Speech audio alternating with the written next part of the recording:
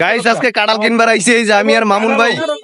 কাঁঠালও ভালো আছে আবার খারাপও আছে, সব কাঁঠাল ভালো না আবার সব খারাপও না। না না, আপনি বলাইবেন কেন? আপনি দোকানদারি করবেন না?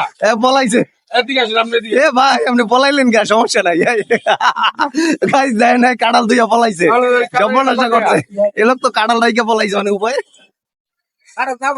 কার কি বুঝলেন ভাই? এটা মোবাইল দেখে কাঁঠাল দিয়ে পলাইছে। না না, আয়েন আয়েন আয়েন, এই সমস্যা নাই আয়েন। কিরে ভাই কিরে ভাই এ ভাই শুনেন শুনেন, এই যে মোবাইল দেখে কাঁঠাল দিয়ে পলাইলো এটা কি বলবেন আপনি? মূলত সে হচ্ছে কি আপনার যে উনি কাঁঠালের ব্যবসাটা করে, ব্যবসাটাকে উনি ছোট মনে করছে।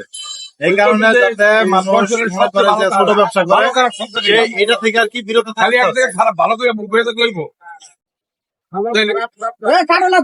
খালি এক জায়গায় ভালো করে বইতে লইব না।